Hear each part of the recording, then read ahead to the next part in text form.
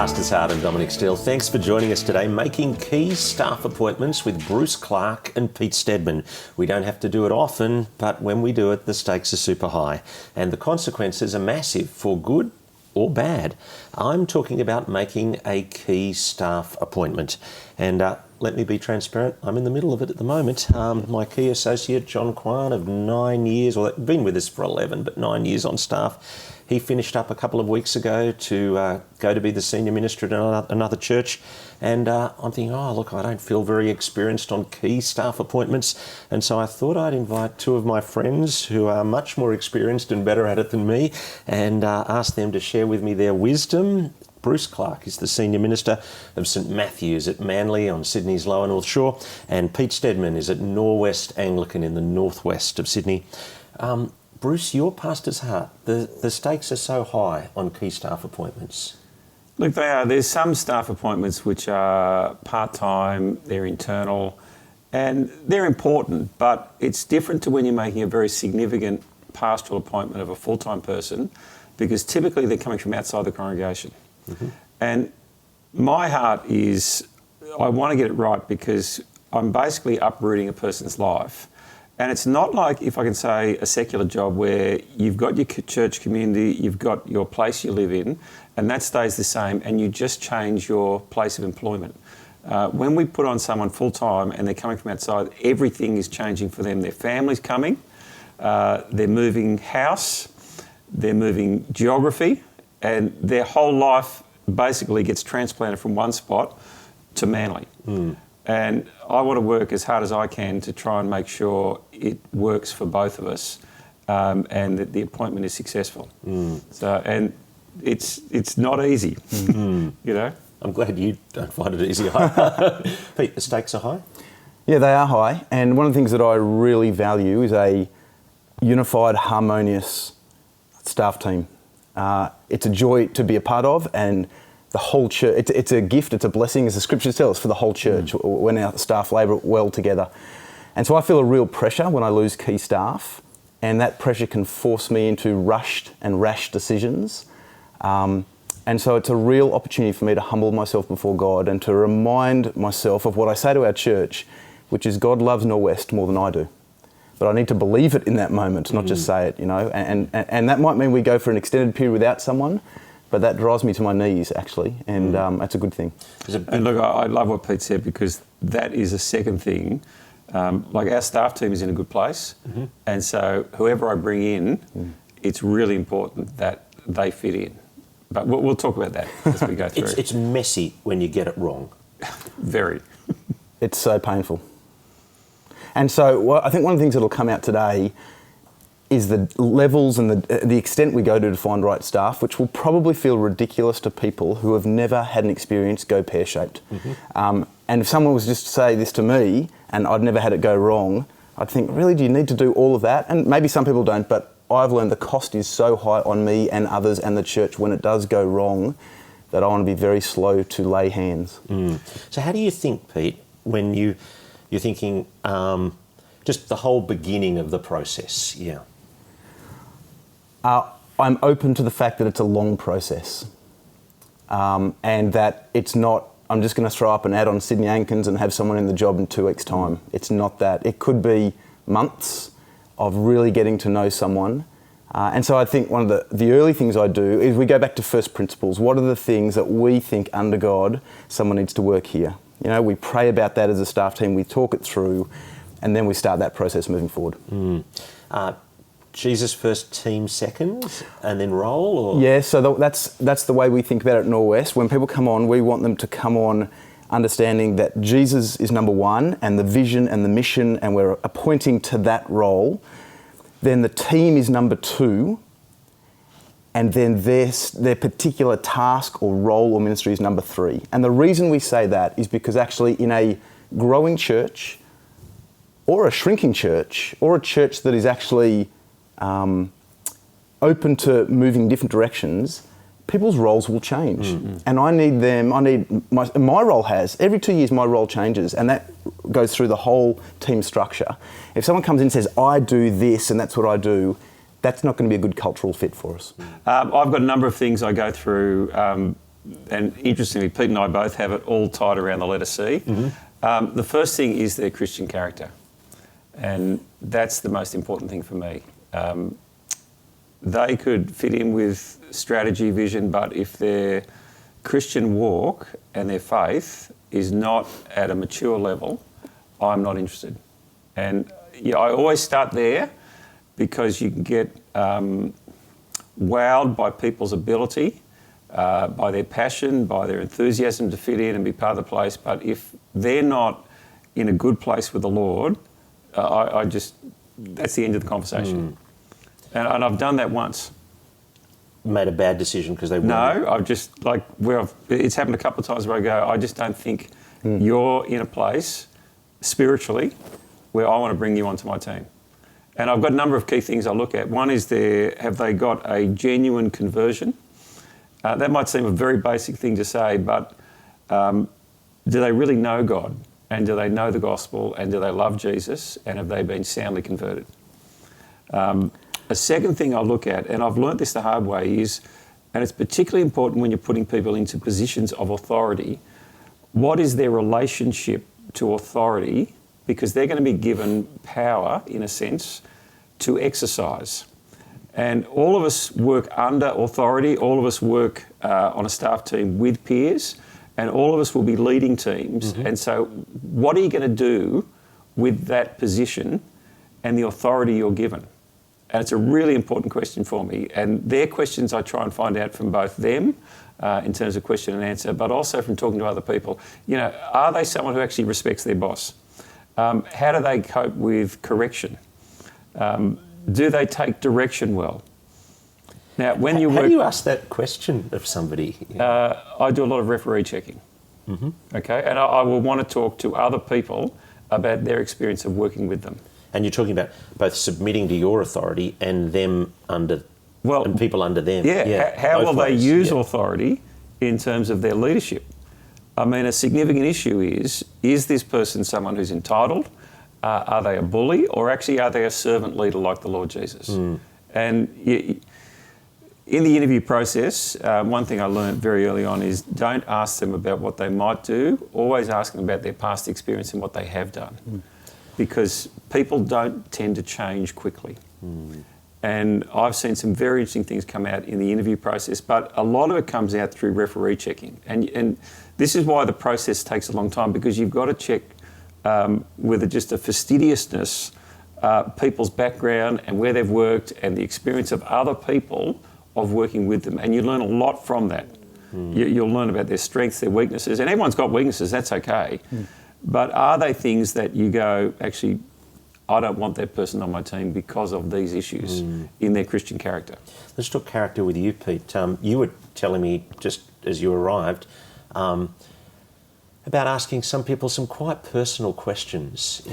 Yeah, I think one of the mistakes I've made in years gone by, and others have made mistakes with this in employing me, is we have assumed godliness and character, not asked or looked for evidence of it. Assumed it because we're of the same tribe, from the same college, from the same churches, we know the same people.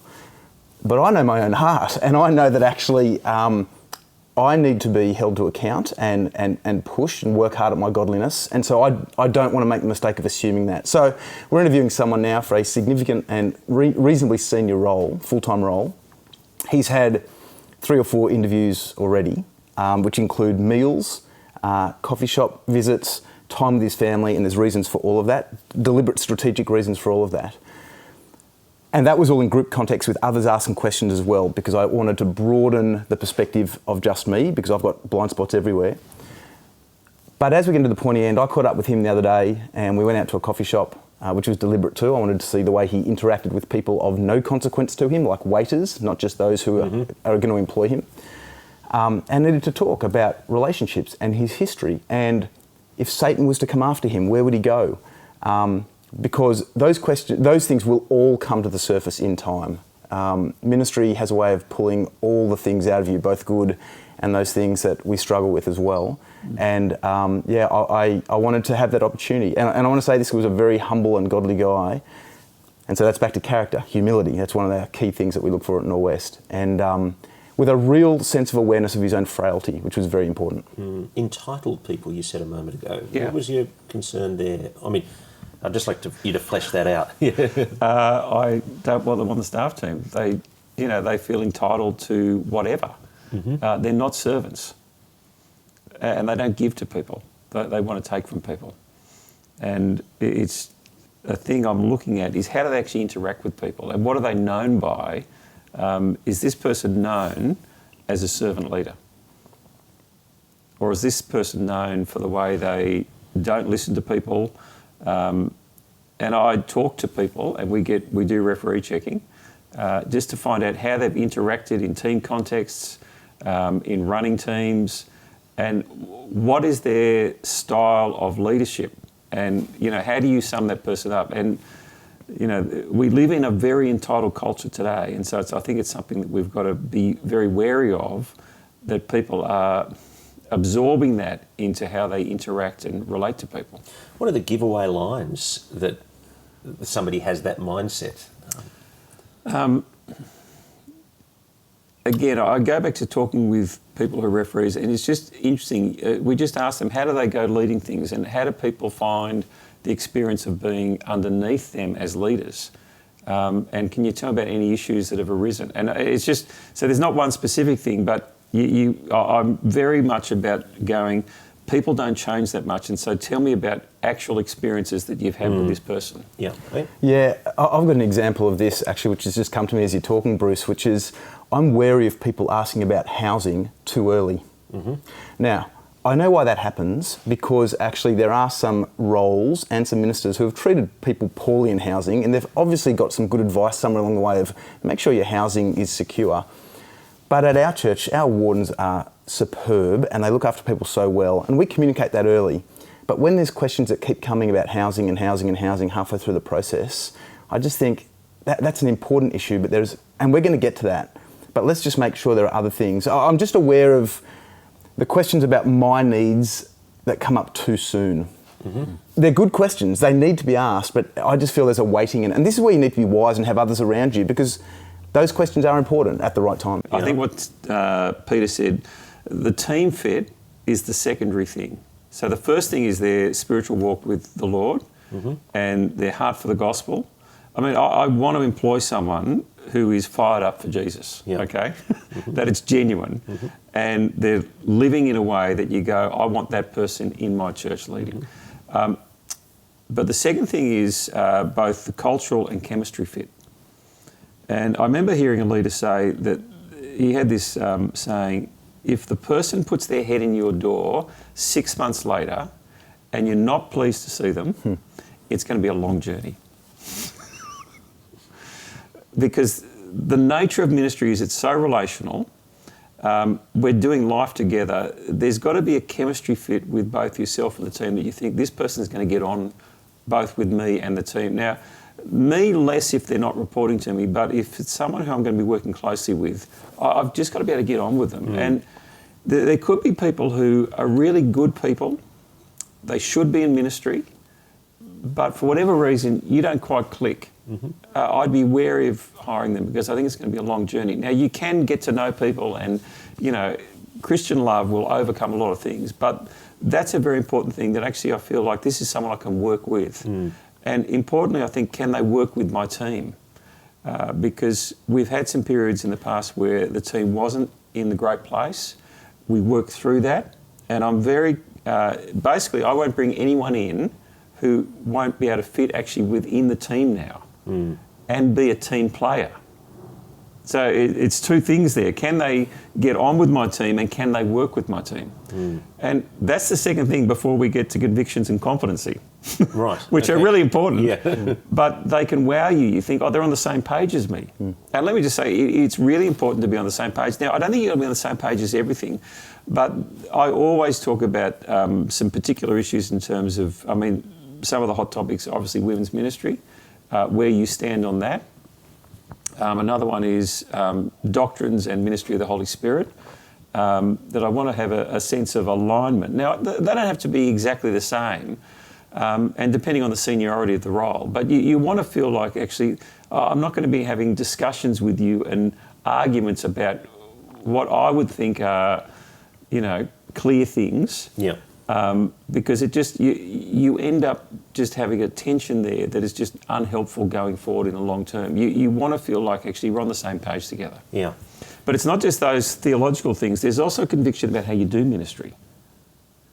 In other words, what is your vision and mission, and how your ministry is going to be then outworked in your place? Because as you'll know, there'll be different ways that churches operate, and they're not illegitimate. There's just different ways of doing stuff. Yep. And so there's a sense of which, is this person going to be able to fit with how we operate? Or is it going to be a real challenge? Now, the younger they are, the more they tend to actually absorb what you're doing and become a part of the place. It's when people come with very fixed and set ideas and experiences that they basically want to translate into your context. You go, actually, we're on a different page. And I go, I don't think that's going to work. For my first 5 years at Norwest, the 3 C's were critical: character, conviction, competency. And I think for so many in our diocese who have been trained up in a similar shape, those things have just proven so helpful. But I've realised that they are helpful but inadequate. And after 5 years, I realised that chemistry was just critical as the team gained more of a culture. And chemistry for me is around 3 things. There's theological chemistry, there's philosophical chemistry, and there's relational chemistry. And we're talking, it's just what Bruce has been saying. Theological, do we believe enough about the same things here? Philosophical, do we agree on how to do ministry together? Like, if you're someone who wants to be in your office the whole day, I'm not sure that's going to work well in our context where we actually really want to get out and spend time with our people and with our leaders. And then the relational piece is, do you like me? Do I like you? I remember a senior minister once in a church, and I was like second year at Moore College, full of, just my head with ideas. And he said to me, I don't care what people believe, I just want to know, do I like you? And I thought to myself, you don't care what they believe? What? And what he was actually saying is, relational chemistry is critical if you're going to make this work. Yeah, I mean, he would care what they believe. Yeah. Deeply. Yeah. Yeah. Because you're wanting a senior appointment as a senior minister to be there more than 2 or 3 years typically. Yeah, absolutely. I always think, and I say this in the interview process, that I'm looking for a 6-year, 5 to 6 years.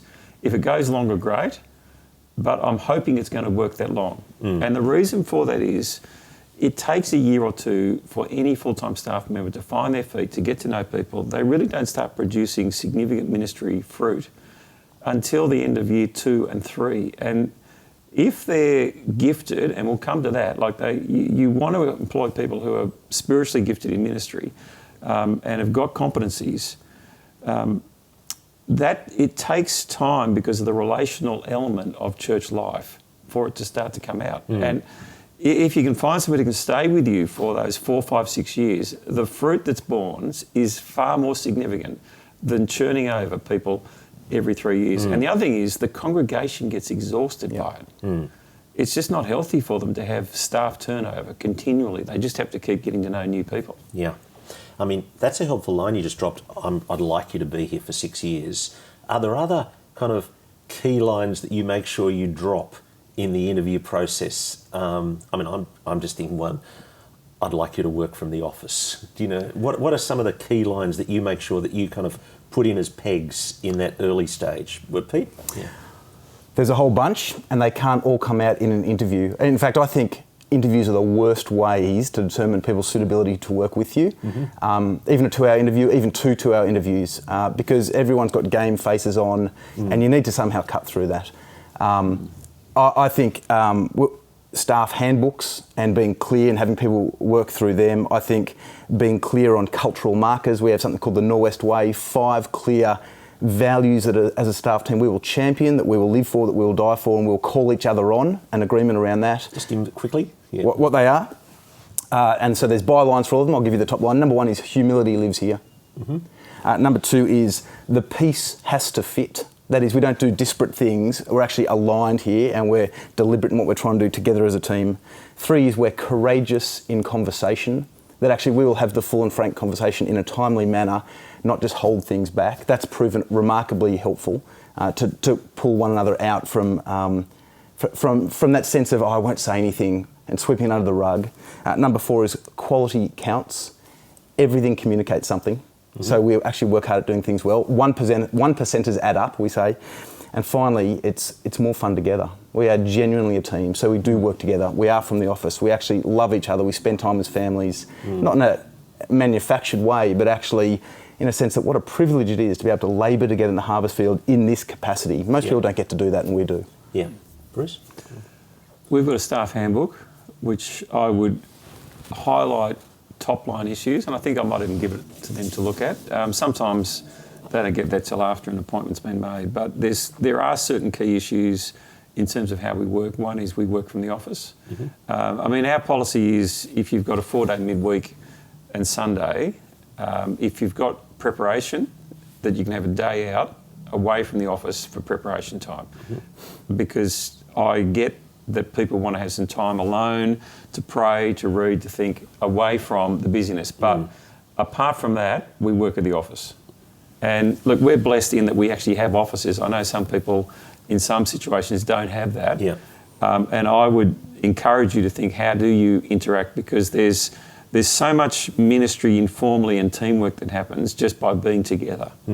And everyone's told that's just how we work. And so we go through. I was terrified during COVID because so much of our staff unity had just come from the fact that we worked together in the office. And when we weren't working together in the office, my big fear wasn't for our church, but it was that without that unifying factor of us as a staff team being together, we might fracture. Now, I'm thankful to God that didn't happen, but working from the office was key. Yeah, and some of the stuff's in the job description in terms of expectations, and so I've got numbers of expectations in there in terms of how many services they've got to come to on a weekend. We've got 4 that we're running. A full-time pastoral staff expectation is they'll be at 3 of them, and so I don't expect them to be at every single one. The working from the office is in there. Hours are in there in terms of expectations. And look, we work on a 5-day week with the expectation that they will work the equivalent of what your keenest volunteer would work as extra hours over and above. And I remember Reg Piper saying that if you've got keen volunteers, okay, so take your 40-hour week. So now you've been paid, okay, you now need to match what your keenest volunteers are doing in terms of over and above that. Now, I'm very keen. One of the things I look at is, am I hiring, and there's a phrase I've got, does this person come with their own batteries, or have I got to provide batteries for them in terms of their energy level? If I've got to provide batteries for you, I'm not going to hire you, okay? I'm only going to hire people who bring their own batteries. They've got an energy to work for Jesus. That's what we want. And so my goal is to make sure I'm looking after them and making sure they're not overworking. And I'm very concerned about that. And so we actually have a limit in terms of how many nights we've talked about being out at night. And I personally don't think you should be out more. Like if you've got church on Sunday, you don't want to be regularly out above 2 nights in the week. Not good for you, not good for your family. And part of looking after staff and having them stay long term, they've got to know I love them and care for them, and I've got my best interest, their best interests at heart. Yeah. Now you're kind of moving into your 5th or 6th C of capacity, Pete. Yeah. Again, I just think everything you're saying, like I articulate it differently, but it's really the same. Yeah, and so when you talk about they need to come with their own batteries, that's my 6th C, which I only learned at Norwest after being there for 10 years, which is capacity. So character, conviction, competency, chemistry, and then capacity for us.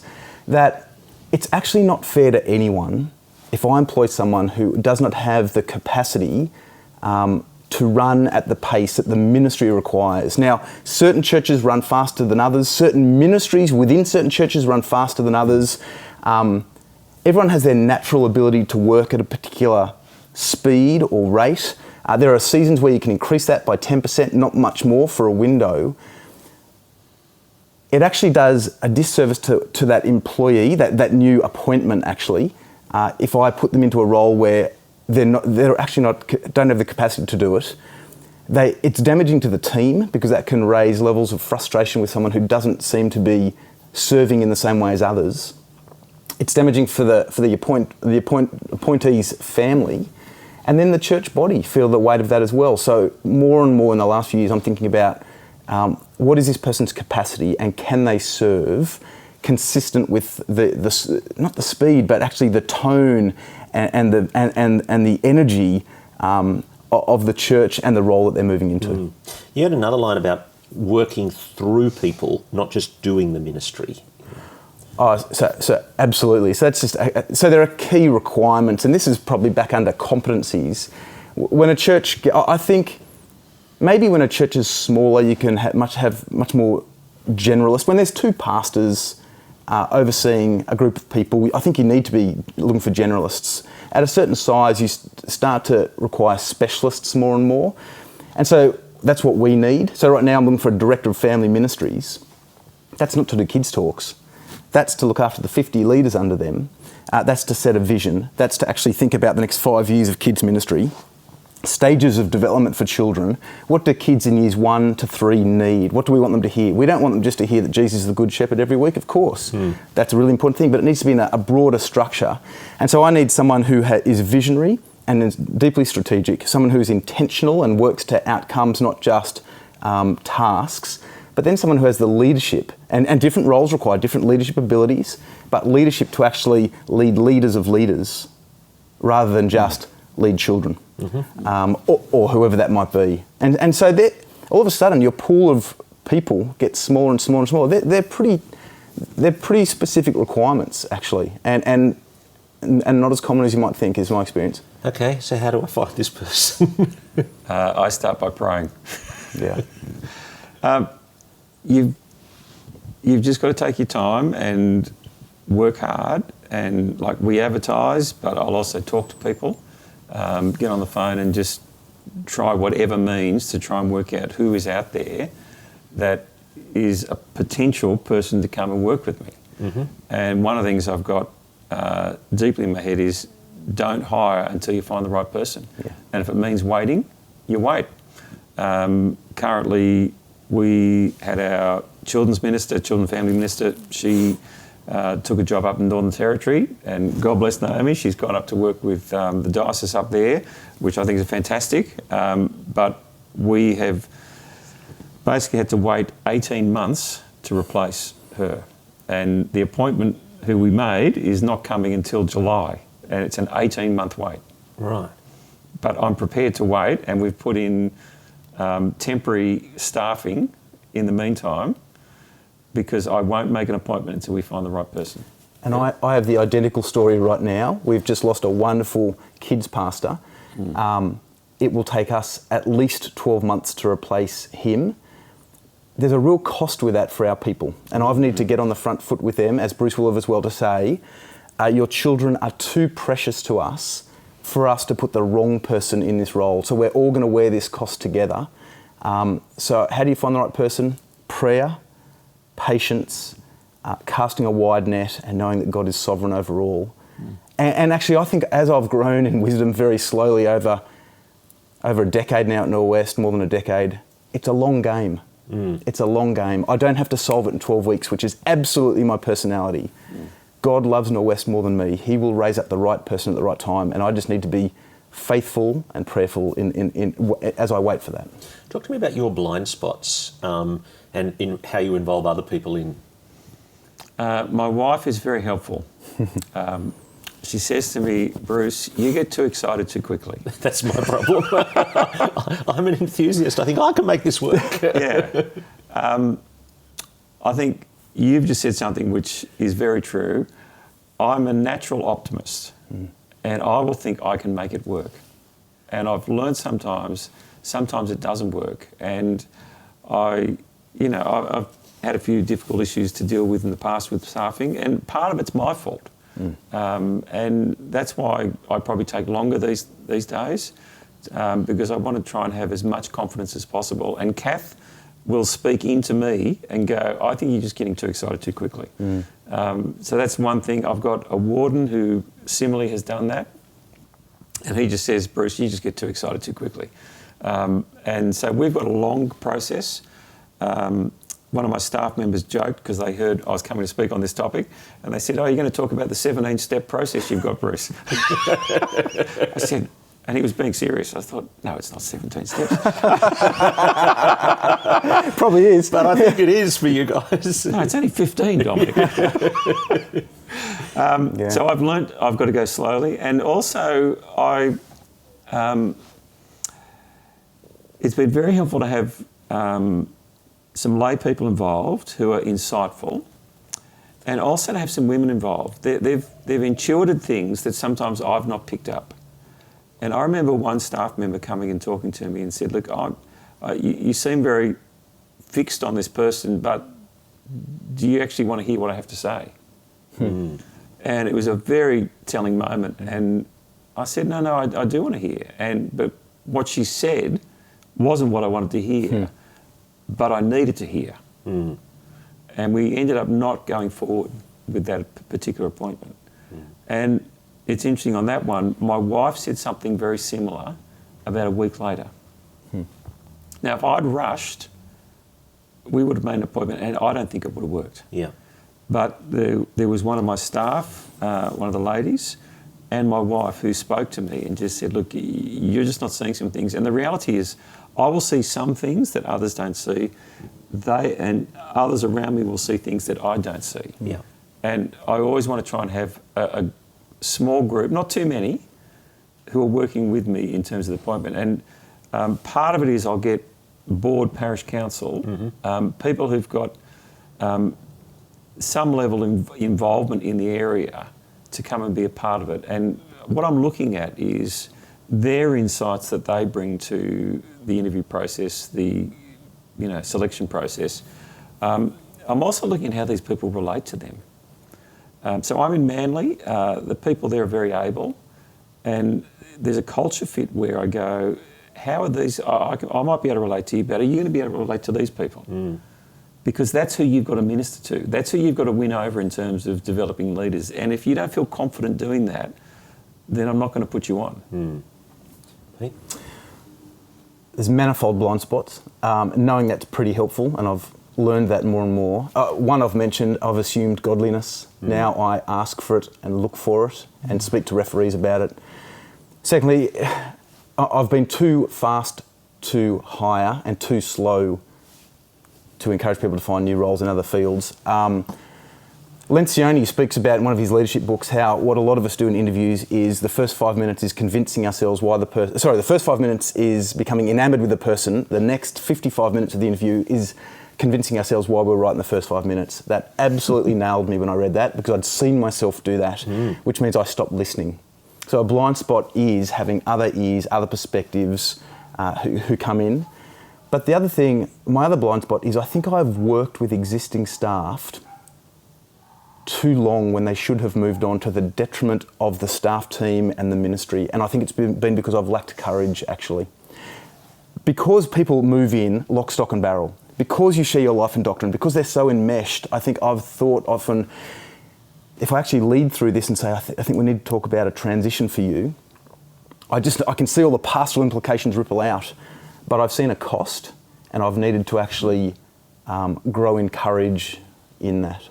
That's an interesting point Pete's just made about lacking courage, about asking people to move on. I mean, that wasn't why we invited you in to talk today, but... It's a slightly awkward question, Dominic. I learnt this from the warden who was at the previous church I was at, that when it's not working, call it quickly. Yeah. Because it never gets better. There is a point, I think, where you can redeem staffing situations, and you want to work hard at trying to do that, and it is possible.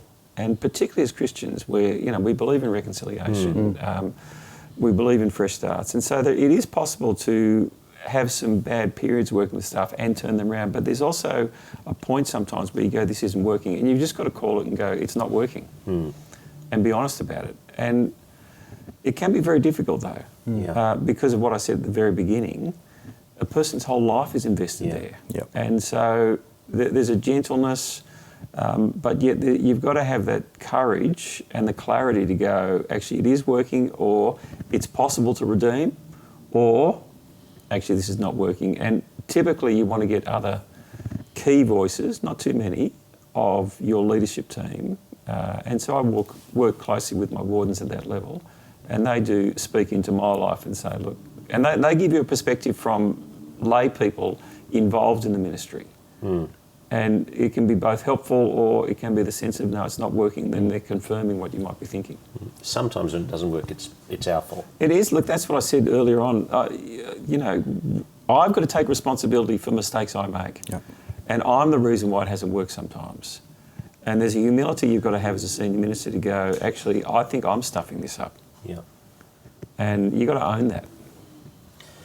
Thank you so much for coming in. You've given me lots to think about as I get into this employment process. Yeah, that's been super helpful. My guests on The Pastor's Heart, Bruce Clarke, the Senior Minister of St Matthew's Manly, and Pete Stedman from Norwest Anglican Church up in the northwest of Sydney. You've been with us on The Pastor's Heart, and we'll look forward to your company next Tuesday afternoon.